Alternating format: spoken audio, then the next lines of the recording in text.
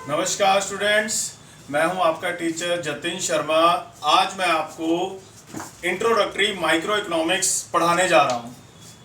मेरे को कई स्टूडेंट्स ने कहा कि सर सबसे पहले हमारी बेसिक प्रॉब्लम है कि कोई सब्जेक्ट उठाते हैं तो उसे पढ़ना किस प्रकार है, उसकी प्रिपरेशन किस प्रकार करनी है, नोट्स किस प्रकार बनाने हैं। तो मैंने उसी को मद्देनजर रखते हुए आपको एक चैप्टर है माइक्रो इकोनॉमिक्स में, उसके किस प्रकार से आप नोट्स बनाएं वो बनाए हैं। तो सबसे पहले कभी भी स्टूडेंट्स आप पढ़ना शुरू करें तो सबसे पहले देखिए कि सिलेबस क्या है, यानी सिलेबस आपके कितने चैप्टर हैं उस सब्जेक्ट को लेके। तो मान लीजिए इस सिलेबस में मैंने जो टी.आर. जैन जी की ये बुक है, वी.के. ओरी जी की लिखी हुई है इंट्रोडक्टरी माइक्रो इकोनॉमिक्स, उसमें देखा है कि 12 चैप्टर हैं। तो चैप्टर्स बना लिए, उसमें जो टेबल्स हैं, कंटेंट्स हैं, उस पर फिर हम फोकस करेंगे। तो ऐसे में एक डायग्राम जब मैं पढ़ता था तो मैं ऐसे बनाता था कि ये चैप्टर्स हैं, मेरे को इन पे कंसंट्रेशन करनी है। तो पहला चैप्टर है चैप्टर 1। अब उसके नोट्स कैसे बनेंगे? चैप्टर का नाम है economics, economy and central problems of economy. तो इसमें स्टूडेंट्स आपको समझाया जाएगा कि किस प्रकार से आप इकोनॉमी, इकोनॉमिक्स और सेंट्रल प्रॉब्लम्स ऑफ इकोनॉमिक्स को समझ सकते हैं। शार्क टैंक तो आप देख ही रहे होंगे, तो उसमें जो कुछ हो रहा है वो अर्थव्यवस्था से रिलेटेड ही सारी बातचीत चल रही है। बिजनेस कैसे बनेंगे, कितना इन्वेस्टमेंट वगैरह, ये सब चीजें इस सब्जेक्ट से रिलेटेड है। तो पहले इस चैप्टर में, अब चैप्टर में आ जाते हैं। पहले सिलेबस में गए थे, अब चैप्टर में कितने टॉपिक्स हैं पहले मैं वो बनाता था। अब इस चैप्टर में टोटल 7 टॉपिक्स हैं। कितने? 7। तो 7 में से इस लेक्चर में हम 3 टॉपिक्स को बड़े अच्छे तरीके से कंप्लीटली कवर करेंगे। ठीक है जी। तो पहला टॉपिक है इंट्रोडक्शन। याद रखें, हर चैप्टर में सबसे पहले इंट्रोडक्शन दी जाती है राइटर के द्वारा। जो भी बुक लिखते हैं, जो भी आपको लिख के पढ़ाना चाहते हैं, तो इंट्रोडक्शन होती है। तो इंट्रोडक्शन में हम समझते हैं कि नीड और मीन्स और स्कैरसिटी का मतलब क्या है। नीड, याद रखें कि हमारी जो जरूरत है, हर व्यक्ति की जरूरत हमेशा ज्यादा होती है और उसके पास उसको पूर्ण करने के संसाधन हमेशा ही कम रहते हैं। ठीक है जी। चाहे वो मैं हूं, चाहे आप हैं, चाहे ये पूरी सोसाइटी है, सबकी नीड हमेशा ज्यादा रहेगी, मीन्स उसके पास कम रहेंगे संसाधन। चाहे वो अंबानी जी हैं, उसके बाद उनके पास भी यही है, उनकी भी नीड ज्यादा है, संसाधन कम है। अब संसाधन जितने भी हैं, ठीक है, मीन्स जितने भी हैं, उनकी स्कैरसिटी रहती है, कम से कम रहते हैं। ठीक है जी। फिर इसके बाद सेकंड पॉइंट आता है। फर्स्ट ए का पॉइंट हमने सीख लिया, बी पॉइंट आता है जो रिसोर्सेज है, मीन्स या संसाधन है, वो स्केयर है, कम है। ठीक है जी। फिर सेकंड पॉइंट है, डबल टिक लगी है, उनके अल्टरनेटिव यूजेस हैं। कि मैंने ये डायग्राम बना के आपको समझाया है कि मान लीजिए ये आपके पास लैंड है, आप लैंड पे अल्टरनेटिव यूजेस क्या क्या कर सकते हैं, कि आप किस किस पर्पस के लिए स्टूडेंट्स उसको यूज कर सकते हैं। तो पहला है, आप उस पर खेती कर सकते हैं। दूसरा, आप उस पर फैक्ट्री बना सकते हैं। तीसरा, आप उस पर अपना घर बना सकते हैं। चौथा है, आप उस पर प्ले ग्राउंड भी बना सकते हैं। तो जब ये आप इकोनॉमिक्स को पढ़ेंगे, समझ लेंगे, तो आपको ये निर्णय लेने में मदद करेगा कि आपको जो आपके मीन्स, रिसोर्सेज हैं, उनका किस प्रकार से उपयोग करना है, सही उपयोग किस प्रकार से करना है। क्योंकि संसाधन जो है स्केयर है, कम है, और सही जगह उनको लगाना है। तो याद रखना, 1A हमने पढ़ लिया, 1B पढ़ लिया कि रिसोर्सेज हैं जो स्केयर हैं, जिनके अल्टरनेटिव यूज है। इन्हीं दिक्कतों के कारण इकोनॉमिक्स एक सब्जेक्ट बना। इकोनॉमिक्स सब्जेक्ट इन्हीं कारणों के बना कि हमें प्रॉब्लम आती है चॉइस की, कि हमें सेलेक्ट क्या करना है। ठीक है जी। अब थर्ड सी पॉइंट में लैंड, जो रिसोर्सेज हमने समझाया कि इकोनॉमिक्स एक सब्जेक्ट बन गया इसी कारण। डी में देखिए, इकोनॉमिक्स किस किस के लिए है बच्चों? इकोनॉमिक्स है एक माइक्रो लेवल पे और मैक्रो लेवल पे। जब एक व्यक्ति के लिए विचार या स्टडी या डिस्कशन हो रहा है तो उसे माइक्रो इकोनॉमिक्स कहते हैं।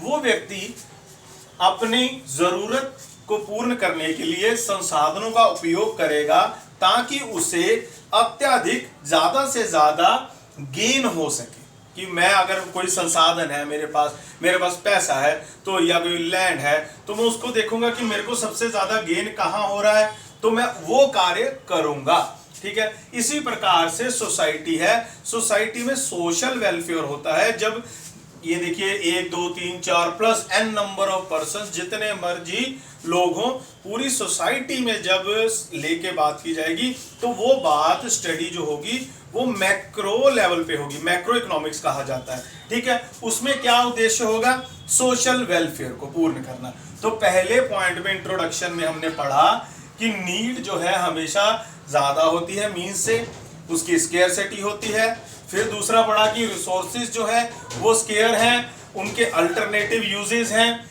इन्हीं कारणों से इकोनॉमिक्स एक सब्जेक्ट बना। फिर व्यक्ति के लिए, इंडिविजुअल के लिए हमेशा क्या होता है कि उसको गेन ज्यादा से ज्यादा हो, और सोसाइटी के लिए क्या होता है, सोशल वेलफेयर। तो आपके इस बुक में जो फर्स्ट इंट्रोडक्शन तक का जो सब्जेक्ट है, टॉपिक लिखा हुआ, उसमें यही नोट्स बनते हैं। आप इस प्रकार से अपने नोट्स बना सकते हैं। ठीक है जी, अब सेकंड टॉपिक पे आते हैं कि डिफाइनिंग इकोनॉमिक्स। क्या है इकोनॉमिक्स? इकोनॉमिक्स एक स्टडी है जो इकोनॉमिक इश्यूज को लेके की जाती है। ये इशू क्यों आते हैं? क्योंकि संसाधनों की स्केर्सिटी है। संसाधनों की स्केर्सिटी किस लिए है? जो हमारी नीड्स और डिजायर्स को पूरा करने वाले हैं। कि मेरी कोई स्टडी कर रहा हूं मैं किन चीजों को लेके, किन्हीं इकोनॉमिक इश्यूज को लेके।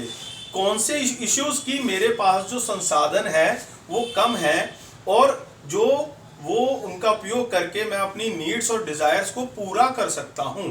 तो इनकी स्टडी को क्या कहते हैं? इकोनॉमिक्स। और इस स्टडी को करने के बाद क्या मिलता है हमें? I1D क्या है? गेन। अगर इंडिविजुअल करेगा तो गेन मिलेगा, अगर सोसाइटी करेगी, पूरा देश करेगा, देश के लेवल पे बात होगी, तो उसे क्या कहा जाएगा? कि मैक्रो इकोनॉमिक्स। ठीक है, तो जब रिसोर्सेज होंगे तो हमें रिसोर्सेज हमेशा याद रखना है कि उनके अल्टरनेटिव यूजेस होते हैं। हमें बेस्ट यूज देखना है कि सबसे बढ़िया क्या उसका उपयोग किया जा सकता है। तो सेकंड टॉपिक भी आपका क्लियर हो गया, फर्स्ट हो गया, सेकंड हो गया टॉपिक, पेज आए रटारट हो गए। ठीक है, इस प्रकार से अगर आप पढ़ोगे तो एंजॉय भी करोगे, पढ़ाई खुशी से होगी, और पेपर में फटाफट लिख के आओगे। ठीक है, तो हमारे चैनल पे जो भी आपको पढ़ाया जा रहा है, इसी फोकस से पढ़ाया जा रहा है कि आपको पढ़ाई बहुत खुशी से करने का मौका मिले, इंजॉयमेंट हो। और एक बात याद रखें, मैं कहता रहता हूं कि अपनी हैबिट बनाए कि जो भी आप पढ़े ना, अपने पेरेंट्स के साथ डिस्कस करें। इससे क्या क्या फायदे हो जाते हैं? एक तो पेरेंट्स हैं, जैसे कोई फादर है, वो काम से आता है, काम के आने के बाद वो थका होता है। अगर बच्चे पापा के साथ 5 मिनट बात कर लें कि पापा आज हमने ये पढ़ा, तो कितना ही अच्छा हो जाए। पिता को बोलने की जरूरत नहीं, बच्चों ने सब कुछ बोल दिया और पिता को संतुष्टि मिल गई कि मेरे बच्चे पढ़ रहे हैं। तो बच्चों, आप मेरी बात को जरूर मानना, दिन में 5 मिनट अपनी स्टडी से रिलेटेड अपने पेरेंट्स से जरूर बात करना। और दूसरा, दादा दादी से भी बात कर सकते हैं, ताकि उनके साथ भी आपका वार्तालाप चलता रहे। तो इस प्रकार क्या है, परिवार में अच्छा माहौल बना रहता है, और आपकी पढ़ाई भी होती है और आपकी जिम्मेदारियां भी पूरी होती हैं। तो अब आते हैं स्टडी पर ही दोबारा। थर्ड टॉपिक आपका है micro economics and macro economics. ठीक है, मैंने नोट्स बनाए कैसे। इकोनॉमिक्स क्या है? अगर किसी इंडिविजुअल को लेके बात हो रही है, कोई स्टडी या विश्लेषण किया जा रहा है किसी एक व्यक्ति को लेके, तो वो माइक्रो इकोनॉमिक्स कहा जाएगा। अगर कोई सोसाइटी, देश, संगठन, वो बड़े लेवल पे बात हो रही है जिसमें बहुत सारे फैक्टर्स इन्वॉल्व होते हैं, बहुत सारे लोग इन्वॉल्व होते हैं, तो उसको कहेंगे मैक्रो इकोनॉमिक्स। ठीक है जी। अब इसी थर्ड में बी पॉइंट आते हैं माइक्रो। माइक्रो में क्या होता है? एक व्यक्ति है, उसके पास संसाधन है, उन संसाधनों का वो क्या उपयोग करेगा? वो उपयोग करेगा परचेज करने के लिए। क्या खरीदेगा? किसी से गुड्स खरीदेगा या किसी से कोई सर्विसेज लेगा, या गुड्स और सर्विसेज बोथ। मैंने गया, मैंने ये मार्कर ले लिया, मैं गया, मैंने किसी से कोचिंग ले ली, मैं गया, मैं रेस्टोरेंट में खाना भी खाया और म्यूजिक भी सुना, दोनों सर्विसेज हो गई। ठीक है, तो ये माइक्रो इकोनॉमिक्स एक व्यक्ति के लिए। ठीक है, इससे अगली थ्योरीज, अब थोड़ा सा ट्विस्ट हो रहा है, थोड़ा सा अपर लेवल पे हम पहुंच रहे हैं। अभी तक अगर आपको समझ आ रहा है तो बहुत अच्छा है।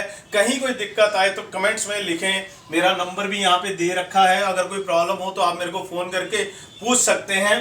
तो अब है अगला टॉपिक 3, उसी माइक्रो इकोनॉमिक्स और मैक्रो इकोनॉमिक्स में ही 3B। B1 थ्योरी है कंज्यूमर बिहेवियर। इससे क्या कहते हैं कि एक व्यक्ति की बिहेवियर क्या है, वो क्या चीज मांग रहा है, डिमांड क्या कर रहा है। मैं कह रहा हूं मुझे फोन चाहिए, मुझे आईफोन चाहिए, तो ये मेरी डिमांड है। तो इसको डिमांड को एनालिसिस किया जाता है, विश्लेषण किया जाता है थ्योरी ऑफ डिमांड या कंज्यूमर बिहेवियर के थ्रू। इस थ्योरी को हम आगे जाके पढ़ेंगे। ठीक है जी, तो ये पॉइंट हो गया। अब डिमांड किस चीज की करेगा वो? डिमांड बच्चों वो गुड्स या सर्विसेज या बोथ। गुड्स जो मैंने बताया पहले आपको, ठीक है, मैंने मार्कर लेना है, सर्विसेज मैंने ट्यूशन लेनी है, बोथ मैं रेस्टोरेंट में गया, मैंने खाना खाया और म्यूजिक सुना। सर्विसेज, गुड्स और सर्विसेज बोथ, ठीक है। यानी डिमांड क्या होगी, मैंने ये चीजों की डिमांड की। अब एक प्रोड्यूसर हो कि जो कोई चीज प्रोड्यूस कर रहा हो, वो प्रोड्यूस जब करेगा तो माइक्रो इकोनॉमिक्स में आएगा, उसे सबसे पहले ये निर्णय लेना होगा कि उसे जो चीज प्रोड्यूस करनी है, जिसका उसे उत्पादन करना है, उसके लिए वो क्या इनपुट लगाए। अब ये जैसे ये बनाया गया है मार्कर, इसमें क्या कुछ लगेगा, कितना ये प्लास्टिक लगेगा, कौन सा ये कलर लगेगा, स्टिकर लगेगा, तो ये उसे इनपुट्स क्या चाहिए। दूसरा, इसी प्रकार से एक प्रोड्यूसर को ये निर्णय लेना पड़ता है कि उसे बनाना क्या है। उस बनाने के निर्णय के साथ ही उपज होती है एक थ्योरी की, जिसे कहा जाता है प्रोडक्शन थ्योरी, यानी थ्योरी ऑफ सप्लाई, कि वो व्यक्ति, वो प्रोड्यूसर समाज में क्या प्रोड्यूस करके देगा। तो इसे कहते हैं थ्योरी ऑफ सप्लाई। पहली थ्योरी कौन सी थी? थ्योरी ऑफ डिमांड, कि मुझे चाहिए क्या। समझ गए बच्चों? जो मुझे चाहिए उसका जो एनालिसिस होगा, बिहेवियरल कंज्यूमर बिहेवियर होगा, उसे कहा जाता है थ्योरी ऑफ डिमांड।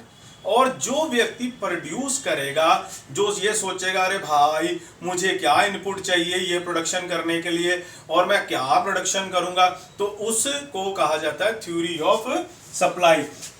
जो वो प्रोड्यूस करेगा तो वो किसके लिए करेगा? वो आईडी के लिए। आईडी कहाँ लिखा है हमने? यहाँ, कि अगर वो इंडिविजुअल होगा तो वो किसके लिए करेगा? अपने ज्यादा से ज्यादा गेन के लिए। तो इस प्रकार से लिंकेज बनाए रखें कि टॉपिक में कि यहाँ पे वो शब्द आएंगे तो मैंने आईडी का टैग लगा दिया। ठीक है जी, तो यहां तक दो थ्योरी समझ आ गई होंगी आपको। अब हम तीसरी थ्योरी में चलते हैं, कमोडिटी मार्केट। मार्केट, हाँ जी, मार्केट होती है गुड्स की मार्केट, सर्विसेज की मार्केट, या बोथ गुड्स एंड सर्विसेज की मार्केट। जहां पर चीज खरीदी बेची जाती है उस जगह को कमोडिटी मार्केट कहा जाता है। ठीक है जी। फिर आगे फैक्टर्स ऑफ प्रोडक्शन। अब उत्पादन होगी, एफओपी। उत्पादन के लिए क्या कुछ चाहिए? अरे भाई हमें लेबर चाहिए, जो लोग उत्पादन करने में हमारे मदद करेंगे। फिर हमें कैपिटल चाहिए। अरे भाई देखते हो ना, शार्क टैंक में आते हैं कि हमें 20 लाख दे दो 10% इक्विटी के अगेंस्ट, सॉरी, तो वो शार्क टैंक में कैपिटल मांगते हैं। तो आज शाम को अगर आप शार्क टैंक देखोगे तो उसमें सोचना कि हमारे जतिन शर्मा सर ने पढ़ाया था कि फैक्टर्स ऑफ प्रोडक्शन में एक फैक्टर कैपिटल होता है। अरे भाई जो शार्क से आप पैसा मांग रहे हो उसे एक फैक्टर ऑफ प्रोडक्शन कहा जाता है। इस प्रकार से अपनी नॉलेज को लिंक करा करो। मैं आपको एक शेयर करूं बात, जब मैं पढ़ता था मेरे दोस्तों के साथ, उनका हमेशा यही रहता था, वो बहुत जल्दी मेरे को भाप गए कि मैंने जो पढ़ना ना, शाम को या कभी मौका मिले मैंने उनके साथ डिस्कशन करनी, और उन्होंने बातों बातों में कहना कि जतिन तो अपनी रिवीजन कर रहा है। मैं कहा भाई करूंगा, और किन से करूं? जो आपका हो रहा है, दोस्त हैं, घर है, परिवार है, वही आपका स्कूल है, उनके साथ ही डिस्कशन करें और अपने थॉट्स को क्लियर करें। जितना ज़्यादा प्रेजेंटेशन दोगे, जितना ज़्यादा आप अपनी बातों को रखोगे, उतना ज़्यादा ही आप पैसा कमाओगे, क्योंकि एंड में जाके पैसा उसी को मिलता है जिसके पास ज्ञान है। तो एंजॉय करिए इस ज्ञान को और सुनिए, समझिए और जिंदगी अच्छी जिए। तो हमने फैक्टर ऑफ प्रोडक्शन को पढ़ लिया कि जैसे समझा कि लेबर चाहिए प्रोडक्शन करने के लिए, कैपिटल चाहिए, ये फैक्टर ऑफ प्रोडक्शन है, इसे फैक्टर मार्केट कहा जाता है। ठीक है जी। फिर उसके बाद आ जाती है प्राइस थ्योरीज। लिंक कैसे बनता है? जो गुड्स सर्विसेज बोथ, और उन फैक्टर ऑफ प्रोडक्शन के प्राइसेस कहां पर निर्धारित होते हैं? कमोडिटी मार्केट में। मान लीजिए कि मेरे को ये मार्कर चाहिए, ठीक है, ये मार्केट क्या होगा? गुड्स। इसका प्राइस कहां पे निर्धारित होगा? कमोडिटी मार्केट में, जहां पर ये खरीदा और बेचा जाता है। तो ये प्राइस थ्योरी है कि किस प्रकार से इस चीज का प्राइस होगा, ये निर्धारित कहां पे होगा? प्राइस थ्योरीज के द्वारा कमोडिटी मार्केट में। इसे भी माइक्रो इकोनॉमिक्स थ्योरीज कहा जाता है। तो यहां तक तो हमने पढ़ लिया कि माइक्रो इकोनॉमिक्स क्या होता है। अरे सर, अब हमें मैक्रो भी तो समझा दो थोड़ा बहुत, क्योंकि हम बात करेंगे अपने पेरेंट्स के साथ कि हमने तो आज सर से बहुत अच्छा सीखा मैक्रो इकोनॉमिक्स। अरे भाई, मैक्रो इकोनॉमिक्स क्या है? इकोनॉमी एज होल, पूर्ण इकोनॉमी को देखा जाए, भारत को देखेंगे, श्रीलंका, चाइना, अमेरिका, एक पूरे पंजाब स्टेट्स में आ जाए या प्रोविंसेस में आ जाए, तो वो एक अर्थव्यवस्था है, उसको देखा जाएगा, तो उसको क्या कहा जाएगा? Macro economics. तो अरे ये भाई, मैंने देखिए चश्मा भी बनाया है, फोकस कहां रखना है? Maximisation of society welfare. कहां पे लिखा था हमने? अरे सर, आपने तो YID में लिखा था, सोशल वेलफेयर, सोसाइटी के लिए मैक्रो होगा, तो लिंकेज हो गई ना। तो इन टॉपिक्स को पकड़ के रखना, दिमाग में नोट्स बना लेना। मैं गारंटी देता हूं कभी भी जिंदगी भर नहीं बोलोगे, क्योंकि इंटरव्यूज में भी कल आप जब पढ़ लिख जाओगे, प्रोफेशनल्स बन जाओगे, तो इंटरव्यूज में भी पूछा जाएगा, तब जतिन शर्मा सर की याद आएगी, अरे सर ने पढ़ाया था इस तरीके से, लिंकेज हुआ, ID वो IB। तो इस प्रकार से लिंक बनाते हैं। फोकस याद रखना, पढ़ते समय जो पिक्चर दिखती है ना, वो हमेशा याद रहती है। पिक्चर हमेशा याद रहती है, हमारा दिमाग सबसे पहले पिक्चर को पकड़ लेता है और याद रखता है। तो मैंने पिक्चर के तरह से आपको समझाने की कोशिश की है। मैक्रो लेवल पे क्या क्या इश्यूज होंगे?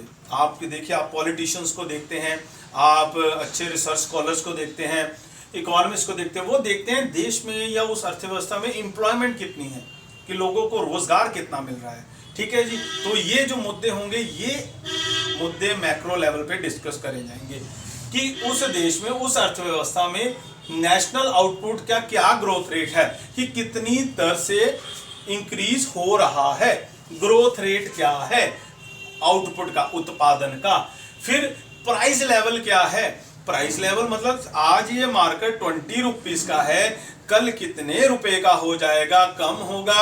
अरे कम नीचे को है सर, जाग रहे हो ना भाई, देख रहे हो, प्राइस नीचे हो जाएगा कि ऊपर हो जाएगा। ठीक है, ये जर्नल प्राइस लेवल क्या है। और मैंने इसको अलग से करा है सर्कल स्क्वायर में बना के, स्टेबिलिटी। अर्थव्यवस्था में स्टेबिलिटी होना बहुत जरूरी है। अब जैसे यूक्रेन और रशिया में अब जंग चल रही है, ठीक है, तो जंग के कारण वहां पे स्टेबिलिटी नहीं है। तो जब अगर आप सीनियर लेवल के बिजनेस के मॉडल्स में बैठ के डिसीजन मेकर्स हो गए, तो अब देखेंगे अरे भाई यहाँ पे तो स्टेबिलिटी है नहीं, तो हम क्यों पैसा इन्वेस्ट करें। ठीक है, तो ये आपको पढ़ाया जा रहा है, आपको उस लेवल पर लेके जाने के लिए आपको तैयार किया जा रहा है कि आप स्टेबिलिटी देखेंगे, आप देखेंगे वहां पर महंगाई किस प्रकार से, प्राइस लेवल क्या है, आप वहां पे देखेंगे उत्पादन की दर किस रेशो से, परसेंटेज से बढ़ रही है, आप वहां पे देखेंगे एम्प्लॉयमेंट कितनी है, कि लोगों को रोजगार कितना मिला। बांग्लादेश में बहुत रोजगार है, ठीक है, श्रीलंका में बहुत रोजगार है, प्रोडक्शंस बहुत होती हैं, भारत में बहुत आउटपुट आ रही है, चाइना में बहुत आउटपुट है, हम कितने देशों को, पूरी दुनिया को सप्लाई कर रहे हैं, जिम्बाब्वे में कितनी महंगाई है। तो ये इन्फ्लेशन लेवल, प्राइस के महंगे होने का, ये सब मैक्रो लेवल पे है। याद रखना, इकोनॉमिक्स इतना शानदार सब्जेक्ट है ना, शिक्षा एक अच्छी चीज है, सबको पढ़ना चाहिए, हर किसी को पढ़ाएं, कि इकोनॉमिक्स आपको तर्क वितर्क करना, आपको डिसीजन लेने में मदद करेगी सारी जिंदगी में, कि आपको क्या काम करना चाहिए, क्या नहीं करना चाहिए। आगे इनके मैक्रो के वेरिएबल्स होते हैं। क्या हमें देखना कि एग्रीगेट डिमांड हमेशा एग्रीगेट सप्लाई के समान हो, एक बराबर हो। मान लीजिए एक फाइनेंस मिनिस्टर है देश का, या कोई इकोनॉमिस्ट है, वो क्या देखता है कि जिस भी चीज़ की डिमांड हो रही है, अगर इस लेवल तक डिमांड हो रही है, यहाँ से लेके यहाँ तक, तो उसकी सप्लाई भी यहाँ तक हो जाए, बराबर हो जाए, तो इक्विलिब्रियम आ जाए। अगर मान लीजिए डिमांड इतनी है और सप्लाई इतनी है, कम है, तो क्या होगा, इसका प्राइस ज़्यादा होगा। क्यों भाई, मांग ही बहुत ज़्यादा है, तो जिसके पास वो चीज़ है वो कहेगा भाई मैं तो महंगी दूंगा, आपने लेनी है, पढ़ते हुए पढ़ती है, जेब अलाउ कर रही है तो ले लो। अगर मान लीजिए डिमांड इतनी है और सप्लाई इतनी है तो क्या होगा, प्राइस कम होगा। क्यों, अरे भाई इतने में दोगे, 100 रुपये में दोगे, नहीं नहीं 100 रुपये नहीं, मैं नहीं दूंगा, ठीक है आप नहीं दोगे, अगला दुकानदार दे रहा है, मैं वहां से 80 की ले लूंगा। क्यों, क्योंकि सभी के पास सप्लाई है।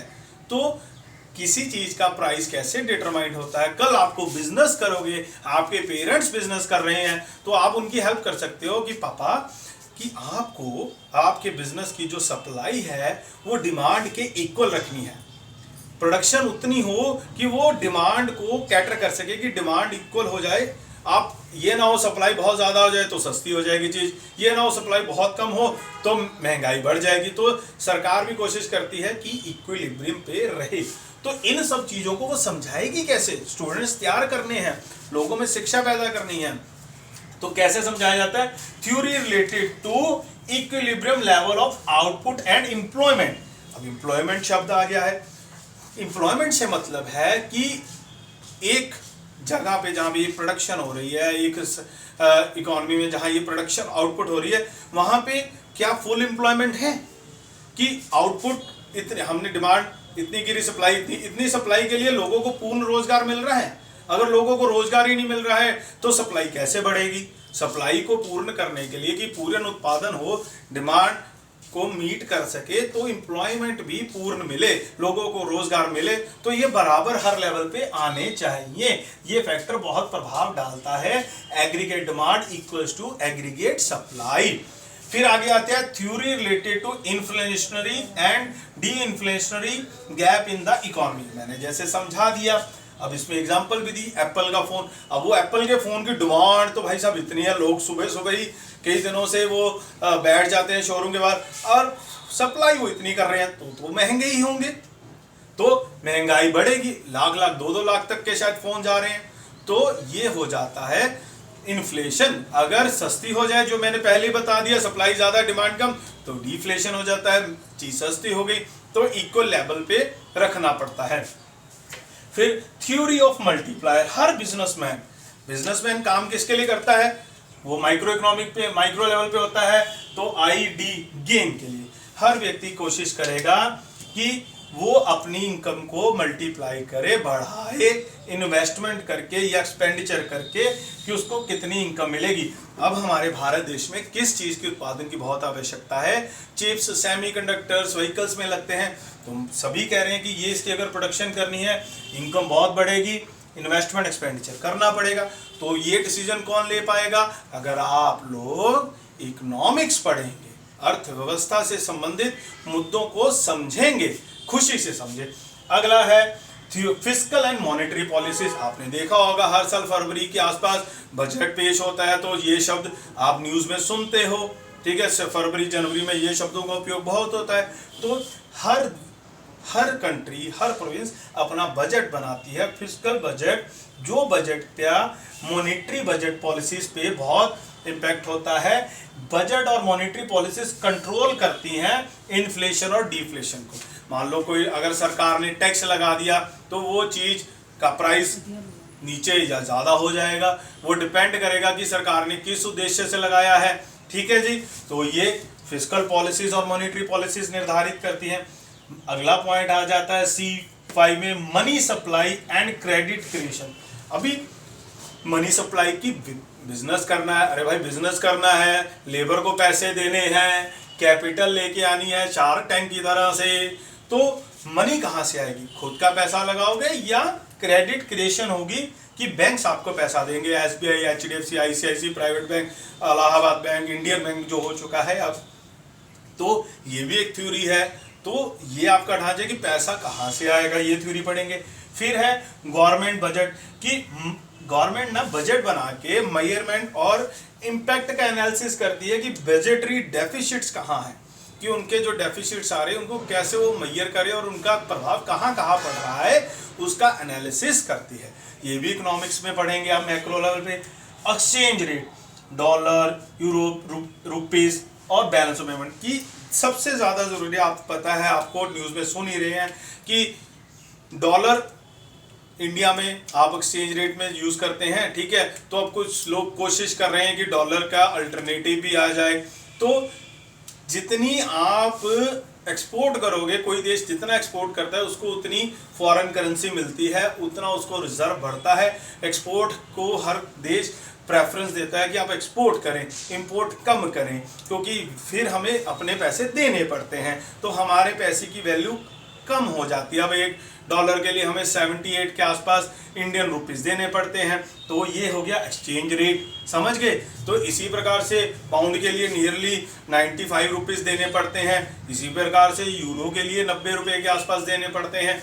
तो ये एक्सचेंज रेट है। एक्सपोर्टर के लिए ये अच्छा है, जितना रेट ज़्यादा होगा कि उसको उतने INR ज़्यादा मिलेंगे। इंपोर्टर के लिए नुकसान है कि जितना रेट ज़्यादा होगा उसका पैसा उतना लगेगा, ठीक है जी। कि एक मान लीजिए एक इंपोर्टर है, उसने $1000 की चीज़ बाहर से मंगाई, आज डॉलर का रेट 78 है, तो उसको 78,000 रुपीज़ देने पड़ गए उसी एक्सपोर्टर ने, ठीक है जी। अगर वो एक्सपोर्टर होता तो उसको 78,000 मिलते। तो अगर डॉलर का रेट बढ़ जाएगा तो एक्सपोर्टर को तो बेनिफिट हो जाएगा, उसको अब 80,000 मिलेंगे, पर इंपोर्टर को अब 80,000 देने पड़ेंगे। तो ये एक्सचेंज रेट का इंपैक्ट पड़ता है, इसका एनालिसिस होगा। बैलेंस ऑफ पेमेंट्स, कि आपको एंड में पेमेंट्स कितनी करनी है, एक्सपोर्ट और इंपोर्ट को लेस करने के बाद अगर हमें ज़्यादा पैसा बाहर भेजना पड़ना अभी, तो भी वो अर्थव्यवस्था के लिए सही नहीं है। तो कुल मिला के हमने इस चैप्टर के पहले 3 टॉपिक कवर कर लिए। पहला था हमारा इंट्रोडक्शन, जिसमें हमने नीड्स, मीन्स, स्केर्सिटी क्या होता है, रिसोर्सेज जो है वो स्केयर है, उनका अल्टरनेटिव यूज है, ठीक है। मैं रिवाइज कर रहा हूँ जल्दी जल्दी से। इकोनॉमिक्स तभी सब्जेक्ट बना क्योंकि हमें प्रॉब्लम ऑफ चॉइस है, कि हमें चॉइस करनी पड़ती है कि हमारे संसाधन कहाँ यूज हो। फिर स्टडी, इकोनॉमिक्स क्या है, इकोनॉमिक्स एक स्टडी है जो इकोनॉमिक इश्यूज पर की जाती हैं। क्यों की जाती हैं? क्योंकि रिसोर्सेज की स्केर्सिटी है। रिसोर्सेज का उपयोग कहाँ होता है? नीड्स और डिजायर्स को पूरा करने के लिए। आगे माइक्रो इकोनॉमिक्स क्या है, जो इंडिविजुअल के लिए की जाती है। मैक्रो क्या है, जो सोसाइटी के लिए की जाती है। माइक्रो रिसोर्सेज का उपयोग करके परचेज किए जाते हैं क्या, गुड्स और सर्विसेज, किसके लिए? कि ज़्यादा से ज़्यादा इंडिविजुअल अपना गेन कर सके और सोसाइटी सोशल वेलफेयर कर सके। फिर आगे माइक्रो थ्योरीज आ जाती हैं, जिसे में पहली थ्योरी ऑफ डिमांड है कि व्यक्ति की डिमांड कितनी है। तो production of supply, commodity market, factor of production, price theories, ये माइक्रो इकोनॉमिक्स की थ्योरीज है। अगर मैक्रो इकोनॉमिक्स में कौन कौन सी थ्योरीज हैं? Aggregate demand equals to aggregate supply, theory related to inflationary and deflationary, theory of multiplier, fiscal and monetary policies, money supply and credit creation, government budget, exchange rate and balance of payment. तो कुल मिला के हमने 3 topics cover कर लिए। बच्चों, अगर आपको टॉपिक्स अच्छे लगे हों और समझ आए हों तो हमारी वीडियो को लाइक शेयर ज़रूर करें हमारे चैनल को, और कमेंट्स में आप अपने व्यूज़ हमें ज़रूर देते रहें। धन्यवाद। जय हिंद।